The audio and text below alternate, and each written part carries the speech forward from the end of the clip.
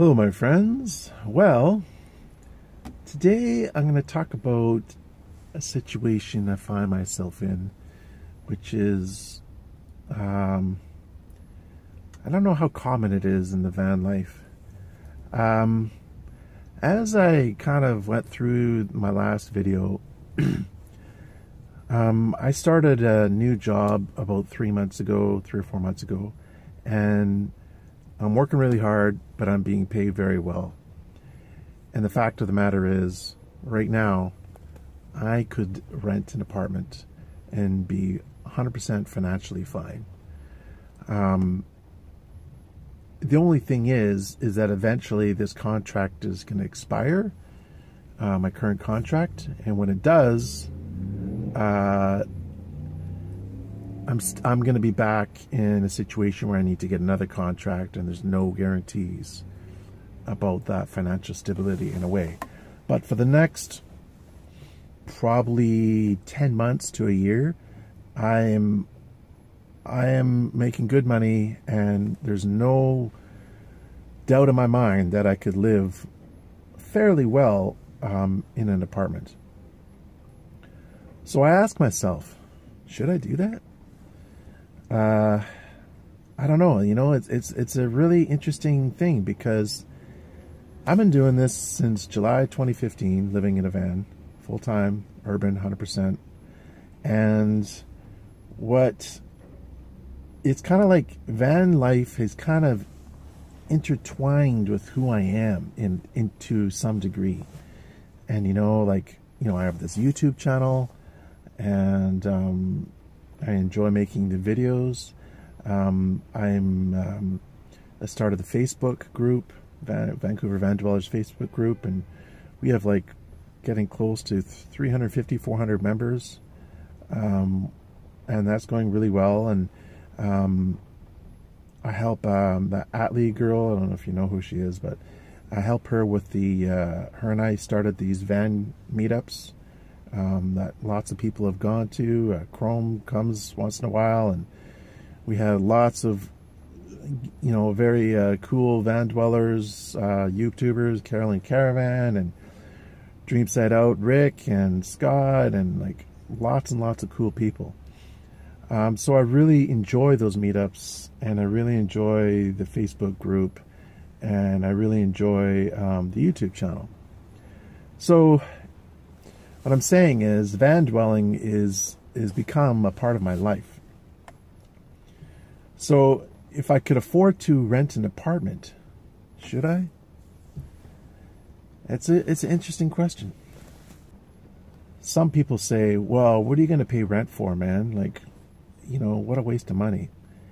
And in a sense, I agree with him. But in another sense, you do get something. Like, let's say that you rent a hotel room, and, up here it's about like $100 a night. What are you getting? Well, you're getting a roof over your head. You're getting, warm temperatures. You're getting a bed with a shower and a toilet, and probably some movie channel TV thing happening. And you're paying for the service or the accommodation that you're enjoying. It's the same thing with an apartment. What are you getting? Well, you're getting a place to live, and there's something to be said for that. One of the biggest drawbacks I find to van dwelling is that I'm in public a lot, and I am still trying to figure out whether that's my choice or that's just the way things are as a van dweller, because I know some people don't seem to be in public as much as I am, but I'm either at the coffee shop, or I'm at the library, or I'm at the mall. But if I have a day off, I'm not coming back to the van till like 6 o'clock or something. Sometimes later, sometimes earlier. So I'm in public a lot, and that has its challenges with the crying kids and people annoying, and anyway, I don't want to gripe on about that, but so to have your own place, to have privacy, there's something to be said for that. So renting an apartment does have appeal.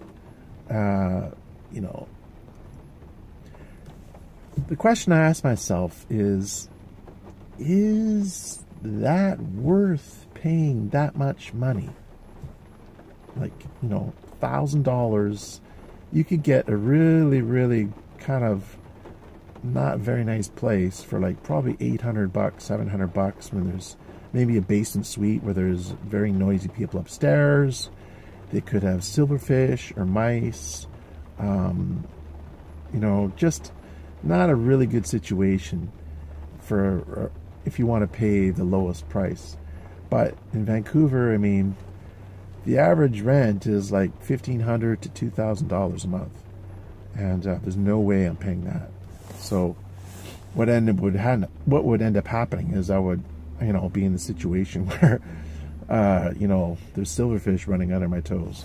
So yeah. So to me, if I was living somewhere like, you know, in the middle of Oklahoma or something where rent was like $500 a month, there's a strong chance that I would easily pay the $500 and live in an apartment. So for me, it's just not worth $1,500 to live in an apartment. So for me, I've kind of solved a lot of the challenges that people find when they first start van life. You know, where do you get your water? Where are you going to park? How do you keep yourself warm? All that stuff. I know all that stuff. No problem. So then it ends up being a choice of, well, actually, you know what? I have a place to live. It's a van. It's, you know, pretty comfortable. My van is pretty comfortable. I mean, I got a nice, comfortable bed. I have good heat.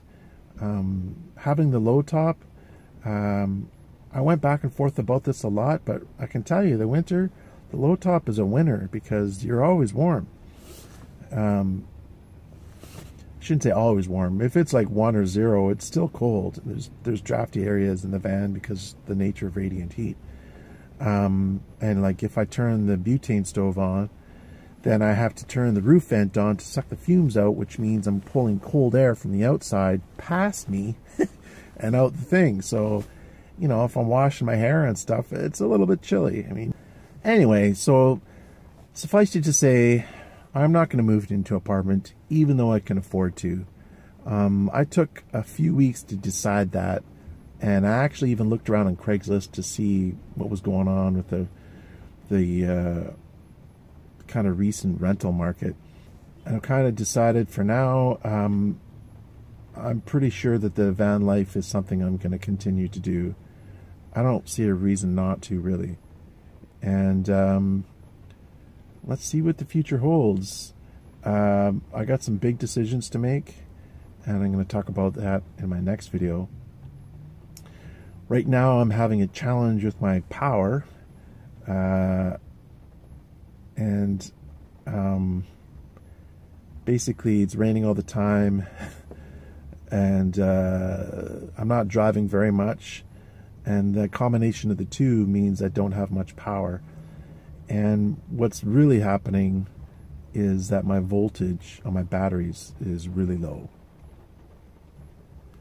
So what I'm learning is that this is my second set of batteries. Well, my first set, I think it was just a Marine RV battery. It was just a single 12 volt. But these are the batteries I currently have are Trojan clones, 6 volt golf cart batteries. But I think they're pretty much toast, and or at least they're leaning that way. And I was hoping I could baby them along for a little while longer, but see, the problem is, for some reason or other, I keep messing them up, I guess. The only thing I've ever done is twice I took the caps off and added distilled water when, you know, every 6 months or so. So the lesson to me is, don't buy lead acid batteries. Buy AGMs, no maintenance. That way, no matter what, I can't mess it up. And the next set of batteries that I buy will be AGMs. Anyways, guys, that's going to do it for this one. Big decisions await. Thanks for watching, and be well, my friends.